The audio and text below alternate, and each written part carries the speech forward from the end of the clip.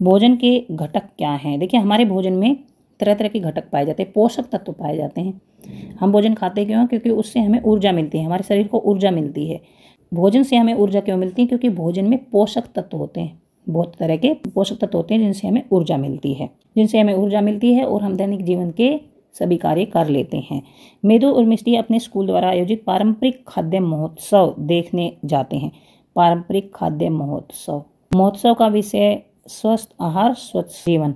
मेदो और मिष्टी के स्कूल में एक प्रोग्राम हुआ था, पारंपरिक खाद्य महोत्सव, और इसका विषय है स्वस्थ आहार स्वस्थ जीवन, कि अच्छा आहार खाएंगे तो अच्छा जीवन रहेगा। पारंपरिक खाद्य महोत्सव मतलब पहले पुराने समय से कौन सा खाना बनता आ रहा है तो उसका महोत्सव किया गया। और ये एक बोर्ड लगाया है, स्वस्थ आहार स्वस्थ जीवन। यहाँ पर देखिए, ये एक स्टॉल है, इस पर राजस्थानी आहार मिलता है, यहाँ पर गुजराती आहार मिलता है, यहाँ पर असमिया आहार मिलता है, यहाँ पर राजस्थानी मिलता है, यहाँ पर गुजराती मिलता है, यहाँ असम का मिलता है। इस महोत्सव में विभिन्न प्रकार के पारंपरिक व्यंजनों को प्रदर्शित करते हुए भिन्न भिन्न स्टॉल लगे हैं। ये जो दुकानें लगती हैं ना, इनको बोलते हैं स्टॉल, जो स्थायी रूप से नहीं होती। जैसे कि ये महोत्सव है, इसी के लिए लगाई गई हैं, ये होते हैं स्टॉल। इस महोत्सव में विभिन्न प्रकार के पारंपरिक व्यंजनों को प्रदर्शित करते हुए भिन्न भिन्न स्टॉल हैं। पोषण विशेषज्ञ डॉक्टर पोषिता विद्यार्थियों को बताती कि स्वास्थ्य ही परम धन है, स्वास्थ्य ही सबसे बड़ा धन है। आइए जानते हैं कि डॉक्टर पोषिता के इस कथन का अभिप्राय क्या है, मतलब स्वास्थ्य ही परम धन है, इसका क्या अभिप्राय है। क्या आप कभी खाना खाए बिना रह रहे हैं? जब आप खाना नहीं खाते तो कैसा अनुभव होता है? कमजोरी सी महसूस होती है। जब हम कुछ समय तक भोजन नहीं करते तो हम थका हुआ और कम ऊर्जावान महसूस करते हैं। जब हम खाना नहीं खाते तो थका हुआ और कम ऊर्जावान अनुभव करते हैं। आपके अनुसार एक मैराथन धावक दौड़ के समय और उसके पश्चात ग्लूकोज युक्त पानी क्यों पीता है? जब एक धावक दौड़ता है, रेस में दौड़ते हैं, तो बीच बीच में वो ग्लूकोज पीते हैं, या फिर जो रेस लगाते हैं उसके बाद फिर ग्लूकोज पीते हैं, ग्लूकोज का पानी। ऐसा क्यों पीते हैं? क्योंकि ग्लूकोज से तुरंत ऊर्जा मिलती है, क्योंकि ग्लूकोज शरीर को तुरंत ऊर्जा प्रदान करता है। ग्लूकोज कार्बोहाइड्रेट का एक उदाहरण है। कार्बोहाइड्रेट हमारे शरीर को ऊर्जा प्रदान करता है। देखिए, हमारे भोजन में कई तरह के पोषक तत्व होते हैं, जिनमें से कार्बोहाइड्रेट भी एक है, और कार्बोहाइड्रेट का ही एक रूप है ग्लूकोज। जब हम खाना खाते हैं तो हमारे शरीर में खाना जाता है, मतलब हम कार्बोहाइड्रेट भी खाते हैं उसमें, और कार्बोहाइड्रेट जब डाइजेस्ट होता है, कार्बोहाइड्रेट जटिल पदार्थ है, वो सरल पदार्थों में टूटता है तो ग्लूकोज बनता है, और ग्लूकोज से हमारे शरीर को तुरंत ऊर्जा मिलती है। तुरंत कार्बोहाइड्रेट खाएंगे तो उसको पचाने में थोड़ा समय लगता है, लेकिन कार्बोहाइड्रेट जब पचता है तो उससे ग्लूकोज बनता है। तो देखिए, डायरेक्ट हम ग्लूकोज खा लेंगे तो हमें तो बहुत जल्दी ऊर्जा मिल जाएगी, तो इसलिए ग्लूकोज पिया जाता है, ग्लूकोज का पानी। ग्लूकोज शरीर को तुरंत ऊर्जा प्रदान करता है। ग्लूकोज भी कार्बोहाइड्रेट का एक उदाहरण है। हमारे आहार में ऊर्जा के प्राथमिक स्रोतों में से एक है। कार्बोहाइड्रेट से हमारे शरीर को ऊर्जा मिलती है। कार्बोहाइड्रेट से हमारे शरीर को ऊर्जा मिलती है।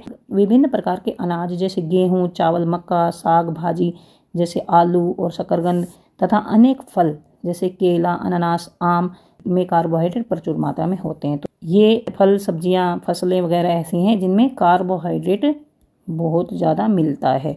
अगर कार्बोहाइड्रेट की कमी है या फिर जिसको ऊर्जावान भोजन खाना है तो ये खाएं: गेहूँ, चावल, मक्का, साग भाजी, आलू, शकरकंद जैसे अनाज। तो ये हैं अनाज, ये हैं गेहूँ, चावल, मक्का, और साग भाजी ये हैं आलू, शकरकंद। और जो फल हैं जिनमें कार्बोहाइड्रेट होता है वो है अनानास और आम और केला। यहाँ पर ये देखिए, ये कार्बोहाइड्रेट समृद्ध आहार हैं। क्या आप जानते हैं कि सामान्य चीनी भी एक प्रकार का कार्बोहाइड्रेट है? सामान्य चीनी, जो चीनी हम खाते हैं, वो भी एक प्रकार का कार्बोहाइड्रेट है। आपके विचार में सर्दियों में पारंपरिक आहार के रूप में हमें लड्डू खाना क्यों पसंद है? सर्दियों में सब घरों में लड्डू बनाए जाते हैं, तो लड्डू खाना भी सबको पसंद है। पारंपरिक आहार है, ये बहुत पुराने समय से ही बनाए जाते हैं। ये हमारी परंपरा है कि सर्दियों में लड्डू बनाए जाते हैं। तो लड्डू में क्या क्या डाला जाता है? लड्डू में जो मुख्य सामग्री होती है वो बेसन, आटा, घी, गुड़ या चीनी, गोंद या अनेक प्रकार के मेवे होते हैं, ड्राई फ्रूट्स होते हैं। घी और विभिन्न प्रकार के तेलों को एक अन्य प्रकार के खाद्य घटक के समूह में रखा जाता है। घी और तेलों से हमें वसा मिलता है। वसा ये भी एक खाद्य घटक है, ये भी एक पोषक तत्व है।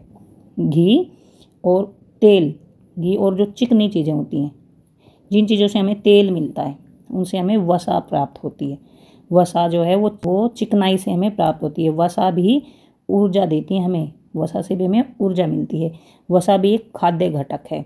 हमारे भोजन में खाद्य घटक होते हैं, जैसे कार्बोहाइड्रेट हमने पढ़ लिया, अब है वसा। वसा के स्रोत पादप आधारित या जंतु आधारित हो सकते हैं। वसा हमें जंतुओं से भी मिल सकती है और पादपों से भी, पौधों से भी। पौधों और जंतु दोनों से मिलती हैं। पौधों से, जैसे पौधों में कौन सा तेल निकलता है, जैसे मूंगफली का तेल, अखरोट का तेल, बादाम का तेल। ये मेवे अगर हम खाएंगे, मूंगफली, अखरोट और बादाम, काजू वगैरह खाएंगे, तो इनसे जो तेल मिलेगा ना, उसमें वसा होता है। और कद्दू, सूरजमुखी, सरसों, इनके बीज से भी वसा मिलती है।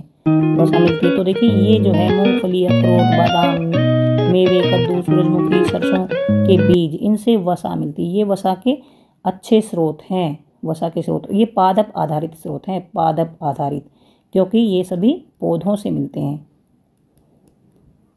जैसे मूंगफली, अखरोट, बादाम, मेवे, कद्दू, सूरजमुखी, सरसों के बीज, ये सभी पादप आधारित स्रोत हैं, इनसे वसा मिलती है हमें। और जंतु आधारित जैसे घी, दूध, और जंतु आधारित होते हैं जैसे दही, मक्खन, घी, ये जंतु आधारित है। दही क्योंकि दूध से बनता है, मक्खन भी दूध से बनता है, घी भी दूध से बनता है। ये है जंतु आधारित वसा के स्रोत। यहाँ पर ये जो हमने पढ़े, मूंगफली, अखरोट, बादाम, मेवे, सरसों, कद्दू, सूरजमुखी और सरसों के बीज, ये तो हैं पादप आधारित स्रोत। और ये जो है घी, दही, मक्खन, क्योंकि ये दूध से मिलते हैं, और यहाँ पर दूध भी लिख देंगे, दूध, ये हैं जंतु आधारित स्रोत। तो यहाँ पर देखिए काजू, तिल, सोयाबीन, मूंगफली, अखरोट, सूरजमुखी के बीज, पिस्ता, मक्खन, और यहाँ पर भी तरह तरह के तेल हैं, नारियल वगैरह, और बादाम, दही, ये सभी ऐसे स्रोत हैं जिनसे हमें वसा मिलता है। वसा, कार्बोहाइड्रेट और वसा हमें विभिन्न गतिविधियां करने के लिए ऊर्जा प्रदान करते हैं। कार्बोहाइड्रेट और वसा से हमें ऊर्जा मिलती है, इस कारण इन्हें ऊर्जा प्रदायी भोजन भी कहा जाता है। ऊर्जा प्रदायी भोजन, हमारे शरीर में वसा ऊर्जा का एक संग्रहित स्रोत है। मतलब हमारे शरीर में जो वसा है ना, वसा वो ऊर्जा का एक संग्रहित स्रोत है। जब हम खाना खाते हैं उसमें वसा खाते हैं, अगर हम वसा खाते हैं और उसके अनुसार हम एक्सरसाइज नहीं करते, ज़्यादा काम नहीं करते, तो वो वसा है ना हमारे शरीर में जमता चला जाता है, डिपॉजिट हो जाता है, संग्रहित होता चला जाता है। और यदि हम बहुत दिनों तक खाना ना खाएं, तो जो ये वसा संग्रहित होता है ना, इससे फिर हमें ऊर्जा मिलती है। फिर हमारा शरीर इस वसा को उपयोग करता है, और वसा और कार्बोहाइड्रेट से हमें ऊर्जा मिलती है। इसलिए इस भोजन को ऊर्जा प्रदायी भोजन कहा जाता है। ऐसा भोजन जिसमें वसा और कार्बोहाइड्रेट होता है उसे ऊर्जा प्रदायी भोजन कहा जाता है। ध्रुवीय भालू की त्वचा के नीचे बहुत अधिक वसा एकत्रित होती है। यह वसा ऊर्जा का स्रोत के रूप में कार्य करती है। यह उनकी महीनों लंबी सर्दियों की नींद की अवधि, शीत निष्क्रियता के समय बिना खाए जीवित रहने में सहायता करती है। ये जो ध्रुवीय भालू है ना, इसके त्वचा के नीचे बहुत सारी वसा संग्रहित होती है, एकत्रित होती है, इकट्ठी होती है। और ध्रुवों पर जो सर्दी पड़ती है, लंबी लंबी सर्दियाँ पड़ती हैं, कई कई महीनों की सर्दियाँ पड़ती हैं, तो फिर ये सोते रहते हैं। ये जो ध्रुवीय भालू आराम से सोते रहते हैं, क्योंकि उनके शरीर में जो ये वसा इकट्ठी रहती है वो इनको ऊर्जा प्रदान करती है, इनको ऊर्जा मिलती रहती है, और फिर ये जीवित रहने में सहायता करती है। इसके बाद है प्रोटीन। प्रोटीन भी आपने सुना होगा। भोजन का जो पोषक तत्व है वो है प्रोटीन, वो प्रोटीन भी है। प्रोटीन भी हमारे आहार का एक महत्वपूर्ण भाग है। पहले हमने कार्बोहाइड्रेट और वसा पढ़ लिया है, अब है प्रोटीन। दुग्ध उत्पाद, दूध से जो चीज़ें मिलती हैं, दालें प्रोटीन के अच्छे स्रोत हैं। दूध से जो खाद्य पदार्थ मिलते हैं वो, और दालें, ये प्रोटीन के अच्छे स्रोत हैं। खिलाड़ियों को अपनी मांसपेशियां बनाने के लिए अधिक मात्रा में प्रोटीन की आवश्यकता होती है। देखिए यूँ कहते हैं बॉडी बनाने के लिए प्रोटीन खाना चाहिए। बॉडी बनाने वाले, जिम जाने वाले क्या खाते हैं? प्रोटीन के डिब्बे खाते हैं। तो इसी तरह से जो खिलाड़ी होते हैं अपनी मांसपेशियां बनाने के लिए, खिलाड़ी अपनी मांसपेशियां बनाने के लिए भी अधिक मात्रा में प्रोटीन खाते हैं। जो जिम जाते हैं वो भी अधिक मात्रा में प्रोटीन खाते हैं। तो प्रोटीन से बॉडी बनती है, इसका मतलब शरीर बनता है। तो इसको शरीर वर्धक भोजन कहते हैं। ऐसा भोजन जिसमें प्रोटीन ज़्यादा होता है उसको शरीर वर्धक भोजन कहते हैं, क्योंकि उससे शरीर बनता है। कई लोग प्रोटीन पौधों के साथ साथ जंतुओं से भी प्राप्त करते हैं। प्रोटीन के कुछ उत्कृष्ट पादप स्रोत जैसे पौधे जो होते हैं उनमें दालें जो होती हैं, दालें, फलियां, मटर और मेवे, फलीदार पौधे और मेवे, इनसे प्रोटीन मिलता है। फलीदार पौधे और मेवे, दालें, फलियां, मटर और जो ड्राई फ्रूट होते हैं उनसे प्रोटीन मिलता है। और ये तो हो गए पादप स्रोत, मतलब पौधे, ये तो पौधे हो गए, दालें, फलियां, मटर, मेवे, जिनसे प्रोटीन मिलता है। प्रोटीन कुछ जंतु स्रोत से भी मिलता है। प्रोटीन के कुछ जंतु स्रोत भी हैं। जंतु स्रोत क्या है? दूध, पनीर, अंडा, मछली और मांस, इनसे भी प्रोटीन मिलता है। इनसे भी प्रोटीन मिलता है। दूध, पनीर, अंडा, मछली, मांस। प्रोटीन समृद्ध खाद्य पदार्थ शरीर की वृद्धि और मरम्मत में सहायता करते हैं। जिन खाद्य पदार्थों में प्रोटीन होता है वो हमारे शरीर की वृद्धि करते हैं और मरम्मत करने में सहायता करते हैं। वृद्धि और मरम्मत करने में सहायता करते हैं, इसी कारण इसे शरीरवर्धक भोजन कहते हैं। प्रोटीन से हमारा शरीर बनता है, शरीर की वृद्धि होती है और शरीर में कोई टूट फूट हो जाती है उसकी मरम्मत में प्रोटीन सहायता करता है। इसीलिए प्रोटीन को शरीरवर्धक भोजन कहा जाता है। जिस भोजन में प्रोटीन होता है उसे शरीरवर्धक भोजन कहा जाता है। तो जब बॉडी बनानी हो, शरीर बनाना हो, किसी का शरीर कमज़ोर हो, उसको शरीर बनाना हो, तगड़ा बनाना हो, तो फिर प्रोटीन खाना चाहिए। मूंग, अरहर दाल, राजमा, सोयाबीन, मटर, चना, ये तो है पादप स्रोत, पौधों से मिलते हैं ये सब। और यह है जंतु स्रोत, मुर्गे का मांस, मछली, अंडा, पनीर, दूध, ये सब जंतु स्रोत हैं। बढ़ते बच्चों को उचित विकास और वृद्धि के लिए उनके आहार में सही मात्रा में प्रोटीन सम्मिलित किया जाना चाहिए। बढ़ते हुए बच्चे हैं, जैसे जो बच्चे 12, 13, 14, 15, 16, 17, 18, 19, 20 साल के जो बच्चे हैं वो बढ़ते बच्चे होते हैं, उनके उचित विकास, क्योंकि वो उनका शरीर बढ़ रहा होता है, अभी शरीर बढ़ रहा है, उनके शरीर के विकास और वृद्धि के लिए उनके आहार में सही मात्रा में प्रोटीन जरूरी है। इसलिए प्रोटीन को सम्मिलित किया जाना चाहिए। बढ़ते हुए बच्चे जो हैं उनके भोजन में प्रोटीन सम्मिलित करना चाहिए जिससे उनकी बॉडी का विकास हो सके और वृद्धि हो सके। इनमें से कौन सा खाद्य पदार्थ आपके दैनिक आहार का भाग है? इनमें से कौन सा खाद्य पदार्थ, इनमें से और इनमें से कौन सा खाद्य पदार्थ आप खाते हो उसको यहाँ पर लिख देना। यहाँ पर जैसे मेरा है ये राजमा, सोयाबीन, मटर, चना, मूंग, अरहर, और यहाँ पर है पनीर और दूध, मेरा तो ये है। और आप अगर ये मछली, अंडा वगैरह ये भी खाते हैं तो यहाँ पर लिख देना। और भी जानें, क्या आपने कभी छत्रक मशरूम देखे हैं? ये अधिकतर अंधेरे और नमी वाले स्थानों पर उगते हैं। खाद्य मशरूम प्रोटीन का एक अच्छा स्रोत है। जो मशरूम होते हैं उनसे प्रोटीन मिलता है। मशरूम ही जानते होंगे आप, जो ऐसी छतरी सी बनी होती है, ये होते हैं मशरूम। आपको क्या लगता है कि हमें अपने दैनिक आहार में फल, साग सब्जियां और पादप आधारित खाद्य पदार्थों को सम्मिलित करने की सलाह क्यों दी जाती है? आपको क्या लगता है कि हमें दैनिक आहार में फल, साग सब्जियां और पादप आधारित खाद्य पदार्थों को सम्मिलित करने की सलाह क्यों दी जाती है? मतलब हमें फल क्यों खाने चाहिए, साग सब्जियां क्यों खानी चाहिए और पेड़ पौधों से आधारित खाद्य पदार्थ क्यों खाने चाहिए? तो इसका क्या कारण हो सकता है? आइए निम्नलिखित 2 अध्ययनों को पढ़कर हम कुछ खाद्य घटकों के महत्व को समझें। अब ये पता लगाते हैं कि हमें साग सब्जियां खाने के लिए, फल फ्रूट खाने के लिए क्यों कहा जाता है। तो इनके खाद्य घटकों के महत्व को हम पढ़ते हैं। अध्ययन 1 है, पुराने समय में लंबी यात्राओं के दौरान नाविक जो नाव में यात्रा करते थे अक्सर मसूड़ों में रक्तस्राव और सूजन से पीड़ित हो जाते थे। उनके मसूड़ों से खून निकलता रहता था और सूजन आ जाती थी। 1746 में लंबी यात्रा के दौरान स्कॉटलैंड के चिकित्सक जेम्स लिंड ने देखा कि जिन नाविकों ने नींबू और संतरे खाए हैं उनमें ये रोग नहीं हुआ। नींबू और संतरा जिन्होंने खाए हैं उनके मसूड़ों से खून नहीं आया और उनके मसूड़ों में सूजन भी नहीं आई। तो मसूड़ों में जो खून आने लगता है और उनमें सूजन आता है, सूजन हो जाती है, तो इस रोग को कहते हैं स्कर्वी रोग। जब मसूड़ों में खून आता है और उनमें सूजन आ जाती है तो इससे एक रोग होता है स्कर्वी रोग, स्कर्वी। तो स्कर्वी रोग को सही करने का तरीका है खट्टी चीज़ें खानी चाहिए, नींबू, संतरे, मौसमी वगैरह ये खानी चाहिए। विटामिन सी खाना चाहिए। स्कर्वी रोग इससे हमें नहीं होगा अगर हम विटामिन सी खाएंगे। अध्ययन 1 को पढ़कर क्या निष्कर्ष निकालते हैं? स्कर्वी रोग कैसे ठीक हुआ? नींबू और संतरे स्कर्वी के उपचार में सहायक हैं। यहाँ पर देखिए, जिन्होंने नींबू और संतरे खाए ना, उनको ये रोग नहीं हुआ, और जिन्होंने नींबू और संतरे नहीं खाए उनको ये रोग हो गया। तो जो नींबू और संतरे हैं वे स्कर्वी के उपचार में सहायक हैं। स्कर्वी रोग विटामिन सी की कमी से होता है। नींबू और संतरे में विटामिन सी होता है, सी फॉर स्कर्वी, विटामिन सी और सी फॉर स्कर्वी। हमारे भोजन में विटामिन भी होते हैं, पोषक तत्व विटामिन भी होते हैं। तो विटामिन कई तरह के होते हैं, कई प्रकार के होते हैं। विटामिन ए, बी, सी और डी और के, ये विटामिन होते हैं। तो विटामिन सी की कमी से स्कर्वी रोग होता है, और अगर किसी को स्कर्वी रोग होता है विटामिन सी खाना चाहिए। विटामिन सी खट्टे फलों में मिलता है, जैसे नींबू और संतरे में पाया जाता है, जो इस रोग को दूर करने में सहायता करता है। तो इसलिए विटामिन सी हमारे लिए काफ़ी ज़रूरी है। अध्ययन 2, 1960 के दशक में भारतीय वैज्ञानिकों ने पाया कि हिमालय क्षेत्र और भारत के उत्तरी मैदान इलाकों में मानव आबादी में गर्दन के अगले भाग में सूजन हो जाती थी।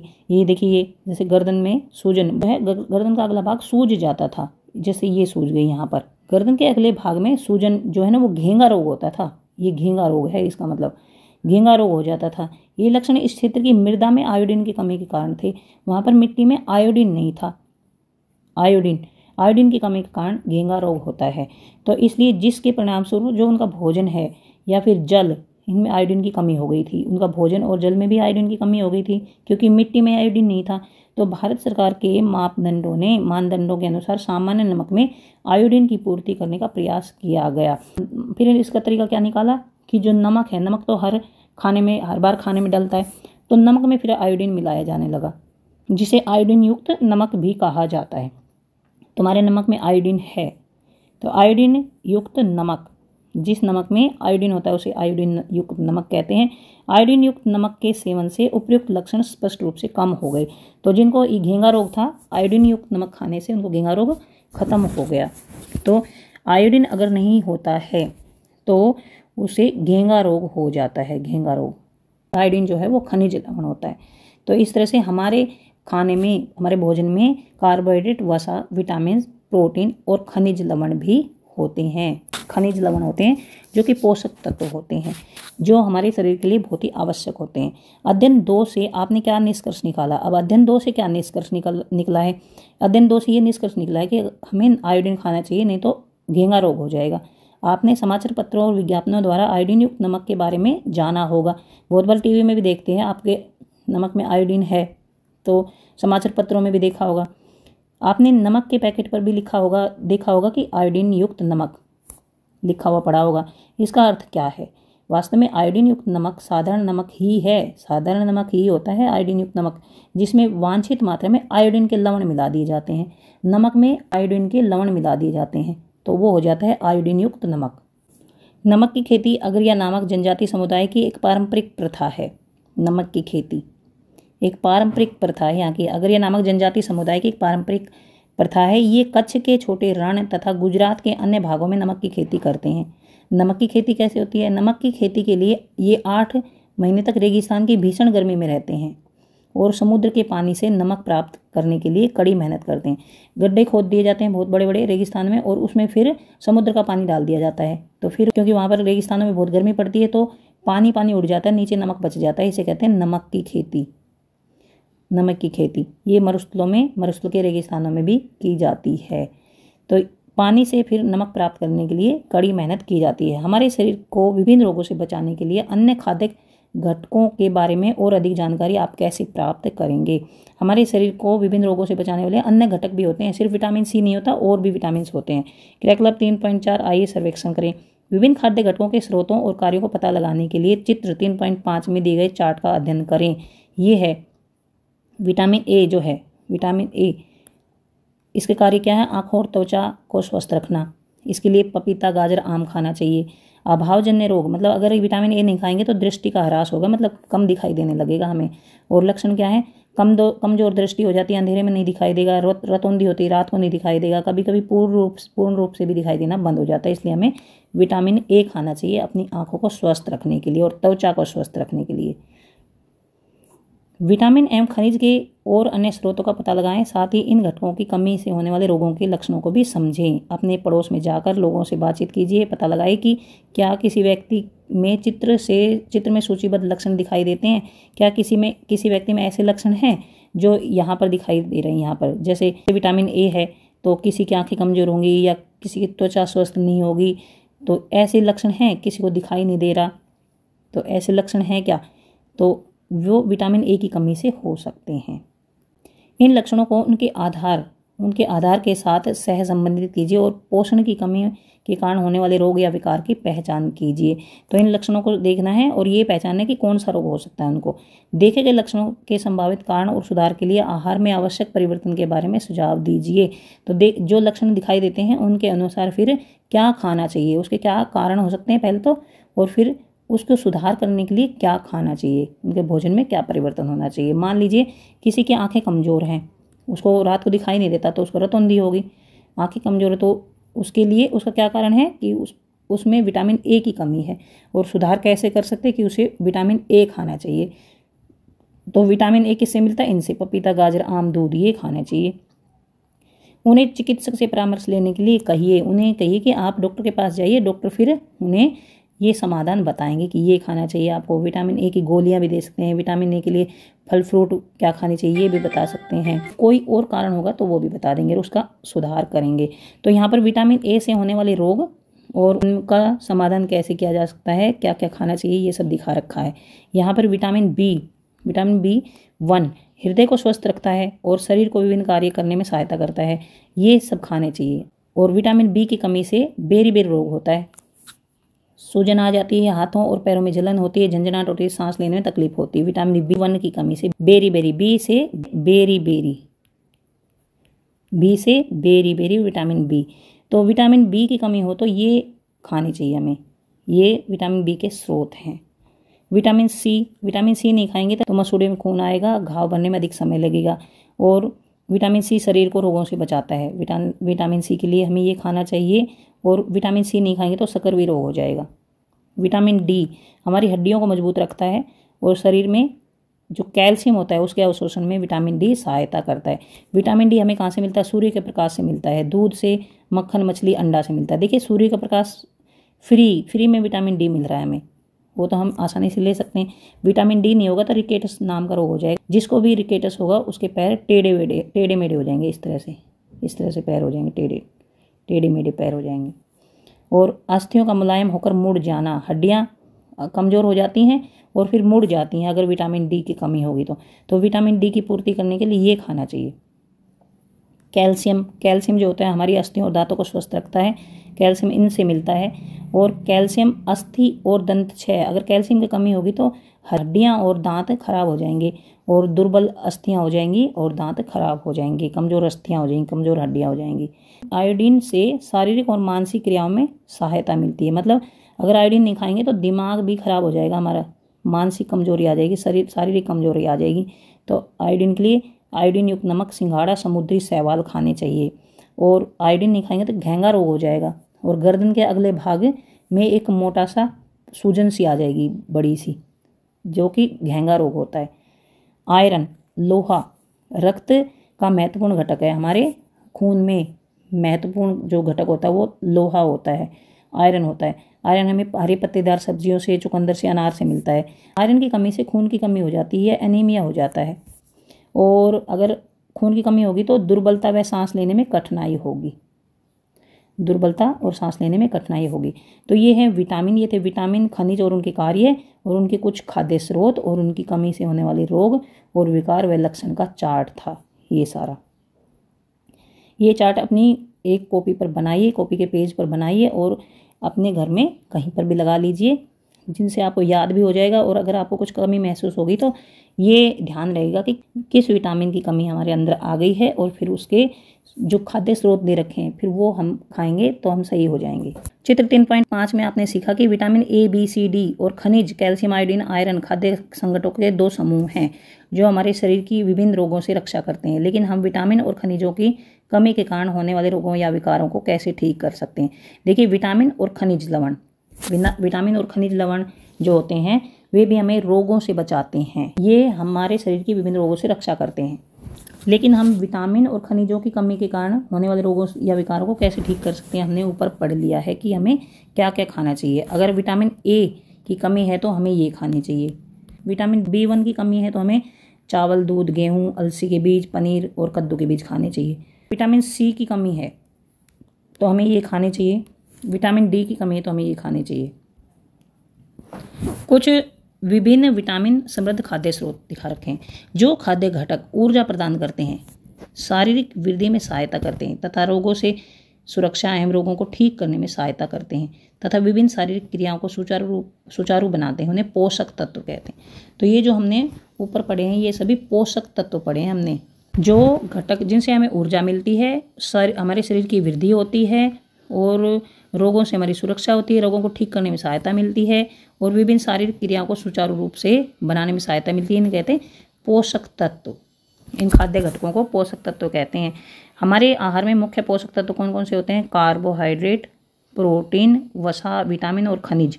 ये याद जरूर रखना है कि हमारे भोजन में ये 5 तरह के पोषक तत्व होते हैं।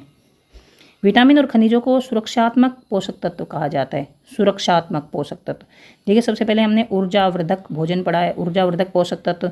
दूसरा हमने पढ़ा है शरीरवर्धक पोषक तत्व। तीसरा हमने पढ़ा है विटामिन और खनिज। विटामिन और खनिज सुरक्षात्मक पोषक तत्व, क्योंकि ये हमारे शरीर की सुरक्षा करते हैं रोगों से। ये पोषक तत्व हमारे शरीर को रोगों से बचाते हैं और हमें स्वस्थ रखते हैं। आपके माता पिता ने आपको नियमित रूप से दूध, हरे साग, फल, साबुत अनाज खाने की सलाह दी होगी। ये खाद्य पदार्थ विटामिन और खनिजों से भरपूर होते हैं। यद्यपि जो विटामिन होते हैं, विटामिन और खनिजों की आवश्यकता अल्प मात्रा में होती है। देखिए वैसे तो हमारे शरीर को विटामिन और खनिजों की अल्प मात्रा में ही जरूरत होती है, लेकिन वे हमारे शरीर को स्वस्थ रखने में आवश्यक हैं, लेकिन फिर भी ये जरूरी हैं। कच्ची और पकी हुई साग सब्जियों में आप क्या अंतर देखते हैं? देखिए कच्ची और पकी हुई साग सब्जियों में आप क्या अंतर देखते हैं? पकी हुई सब्जी जो है वो चबाने में आसान होती है और उसका स्वाद भी बदल जाता है, लेकिन और कुछ हम कच्ची सब्जियां खाते हैं वो भी हमें अच्छी लगती हैं। क्या आपने कभी देखा है कि पकाए जाने पर साग सब्जी कभी कभी अपना चटक रंग खो देती है, और अगर सब्जी को पका देते हैं तो उसका जो ओरिजिनल रंग है ना वो बदल जाता है और वो नरम हो जाती हैं या कम कुरकुरी हो जाती हैं। खाना पकाते समय उच्च ताप के कारण उनमें विटामिन C जैसे कुछ पोषक तत्व भी नष्ट हो जाते हैं। जब खाना पकाया जाता है तो उनमें से विटामिन C खत्म हो जाता है। जिन सामग्रियों में विटामिन C होता है उनको अगर हम पकाते हैं तो उनमें से विटामिन C खत्म हो जाता है गर्म करने पर। क्या हमारे आहार में कुछ फलों और कच्ची सब्जी को भी सम्मिलित करना बुद्धिमानी नहीं होगी? तो देखिए विटामिन C तो खत्म हो गया, तो इसके लिए हमें कच्ची सामग्री भी खानी चाहिए, जैसे नींबू का रस। अगर जब मान लीजिए सलाद बना ली हमने, उसके ऊपर नींबू का रस निचोड़ लिया तो उससे हमें विटामिन C मिल जाएगा। क्या आपके आहार में कुछ फलों और कच्ची सब्जियां शामिल करना बुद्धिमानी नहीं होगी? हाँ बुद्धिमानी होगी, हमें शामिल करनी चाहिए। कटी हुई या छिली हुई साग सब्जी या फलों को धोने से भी कुछ विटामिन नष्ट हो सकते हैं, लेकिन फिर भी हमें धोने तो पड़ते हैं क्योंकि उन पर गंदगी लगी हुई होती है। तो उसकी पूर्ति हम कैसे करेंगे? हम सलाद वगैरह खा सकते हैं, क्योंकि फलों या साग सब्जी को धोना भी पड़ता है और काटना भी पड़ता है, तो उनमें कुछ विटामिन नष्ट हो जाते हैं। फिर भी उपभोग से पहले सभी फलों और साग सब्जी को अच्छे से धोया जाना जरूरी है। क्या हमें सभी पोषक तत्व पौधों और जंतुओं से प्राप्त होते हैं? नहीं, नमक जैसे पोषक तत्व समुद्र के पानी या चट्टानों से भी प्राप्त होते हैं। ये पूछता है क्या हमें सभी पोषक तत्व पौधे और जंतुओं से प्राप्त होते हैं? नहीं, जो नमक होता है ना वो समुद्र के पानी से या चट्टानों से भी प्राप्त होता है। साथ ही सूरज की रोशनी से हमें विटामिन D मिलता है, सूरज की रोशनी से। फल और साग आहारीय रेशे फाइबर से भरपूर होते हैं। फल और जो साग होता है ना वो आहारीय रेशे से भरपूर होते हैं। एक और आगे है आहारीय रेशा, ये भी हमारे शरीर के लिए काफ़ी जरूरी है। आहारीय रेशा, आहारीय रेशे जो होते हैं जिनमें फाइबर होता है, ये भी हमारे शरीर के लिए काफ़ी आवश्यक है। ये होते हैं फल और साग में, फल और हरी सब्जी में। आइए देखते हैं कि आहारीय रेशे हमारे लिए किस प्रकार लाभदायक हैं। आवश्यक पोषक तत्वों के अतिरिक्त हमारे शरीर को आहारीय रेशों और जल की आवश्यकता होती है। देखिए आवश्यक पोषक तत्व कार्बोहाइड्रेट, वसा, विटामिन, प्रोटीन और खनिज लवण। इनके अलावा हमारे शरीर को आहारीय रेशे और जल की भी आवश्यकता होती है। आहारीय रेशे जिन्हें रुक्षांश कहा जाता है, आहारीय रेशों को रुक्षांश कहा जाता है। हमारे शरीर को कोई पोषक तत्व प्रदान नहीं करते ये, फिर भी ये हमारे आहार का एक आवश्यक घटक हैं, फिर भी हमारे भोजन में ये होने चाहिए, क्योंकि ये हमारे शरीर को अनपचे आहार से छुटकारा दिलाने में मदद करते हैं और मल को सुचारू रूप से निष्कासित करना सुनिश्चित करते हैं। मतलब जो ये होते हैं रुक्षांश, ये शरीर में जो अनपचा आहार है, मतलब अनपचा वेस्ट पदार्थ है, उससे ये छुटकारा देते हैं।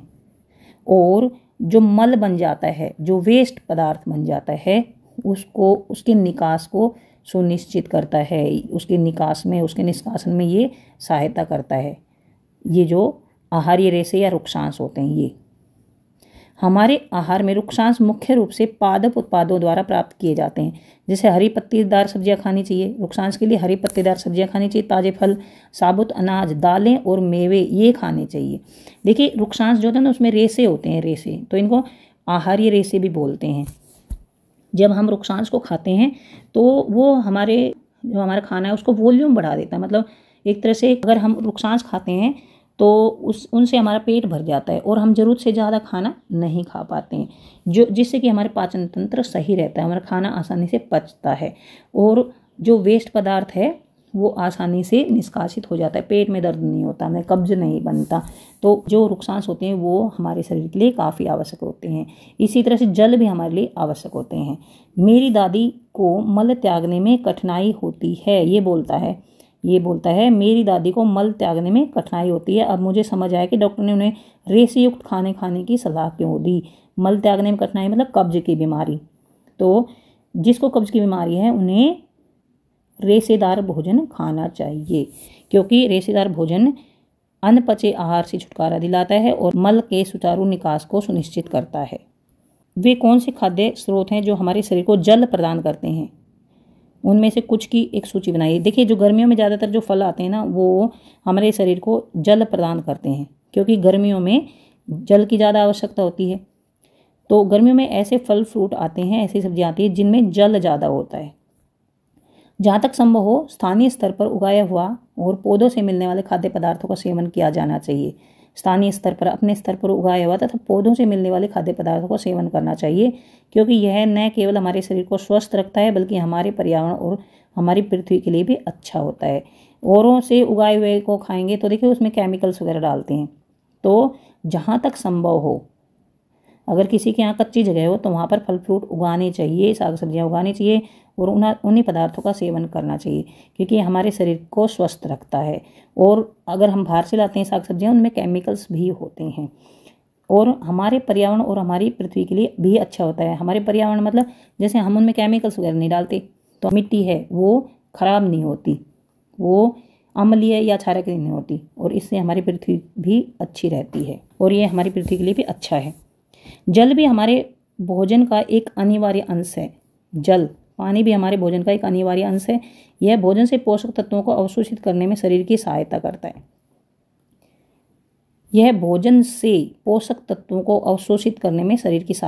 जल का क्या कार्य है? यह भोजन से पोषक तत्वों को अवशोषित करने में शरीर की सहायता करता है। यह पसीने और मूत्र के माध्यम से शरीर से अपशिष्ट पदार्थों को बाहर निकालता है। जब हमारे पसीने निकलते हैं, मूत्र निकलता है, तो उसके साथ अपशिष्ट पदार्थ भी बाहर निकलते हैं।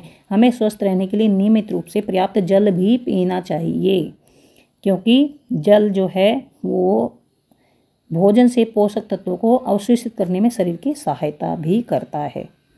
यह वैज्ञानिक से परिचय। कोलुथुर गोपालन ने भारत में पोषण अनुसंधान की शुरुआत की। उन्होंने 500 से अधिक भारतीय खाद्य पदार्थों को उनके पोषण मूल्यों के आधार पर विश्लेषण किया। भारतीय संदर्भ में एक उपयुक्त आहार की संतुति की। उन्होंने भारतीय आबादी की पोषण स्थिति पर किए गए सर्वेक्षण का नेतृत्व किया, जिसमें प्रोटीन, ऊर्जा, अन्य खाद्य घटकों में व्यापक स्तर पर कमियों की पहचान की गई। इसके परिणाम स्वरूप 2002 में मध्याह्न भोजन योजना लागू की गई, जिसे प्रधानमंत्री पोषण शक्ति निर्माण योजना कहा जाता है। मतलब इन्होंने सारी खोज की, कौन क्या खाता है, भारत में कौन कौन से खाद्य पदार्थ खाए जाते हैं और उनमें फिर क्या कमी, कौन से पोषक की कमी होती है, और ये पहचान की कि क्या उनके भोजन में प्रोटीन की कमी होती है, ऊर्जा की, या फिर अन्य कौन सी घटक की कमी होती है, इनकी पहचान की। फिर उसके बाद जो मिड डे मील मिलता है उस योजना की शुरुआत की। दोपहर में मध्याह्न भोजन योजना लागू की गई और जिसे प्रधानमंत्री पोषण शक्ति निर्माण योजना भी कहा जाता है, पीएम पोषण कहा जाता है। इस योजना का उद्देश्य भारत के सरकारी और सरकारी सहायता प्राप्त स्कूलों को संतुलित आहार उपलब्ध कराना है। इस योजना ने देश भर में करोड़ों बच्चों के स्वास्थ्य और पोषण को बेहतर बनाने में महत्वपूर्ण भूमिका निभाई है। तो ये जो वैज्ञानिक हैं कोलुथुर गोपालन, इन्होंने ही प्रधानमंत्री पोषण शक्ति या मिड डे मील योजना बनाने में सहायता की। तो अब हम यहीं तक पढ़ते हैं। अब हम अगले वीडियो में ये वाला टॉपिक पढ़ेंगे, क्योंकि ये वीडियो काफ़ी बड़ा हो गया है और अगर और पढ़ेंगे तो और बहुत बड़ा हो जाएगा। तो इसके बाद हम ये वाले टॉपिक पढ़ेंगे, भोजन के विभिन्न घटकों का परीक्षण कैसे करें, कि हम कैसे पता लगाएं कि भोजन में कौन सा घटक है या कौन सा नहीं है, कौन सा घटक है। अलग अलग घटकों के लिए हम अलग अलग परीक्षण करके देखेंगे कि किसी भोजन में वसा है, मंड है या प्रोटीन है। हम ये परीक्षण करके देखेंगे कि किसी भोजन में मंड है या नहीं है, प्रोटीन है या नहीं है, वसा है या नहीं है। तो वो हम कैसे परीक्षण करेंगे। तो ये जो सारे परीक्षण हैं हम इस वाले पोर्शन में करेंगे, इस वाले वीडियो में। अगले वीडियो में हम सभी परीक्षण करके देखेंगे और जिससे हमें ये पता लग जाए कि किसी खाद्य पदार्थ में मंड, प्रोटीन या फिर वसा है या नहीं है। तो यहाँ तक वीडियो खत्म होता है। अगर आपको सब समझ आ गया है, प्लीज़ चैनल को सब्सक्राइब करें, अपने दोस्तों को शेयर करें, लाइक करें। Thanks for watching.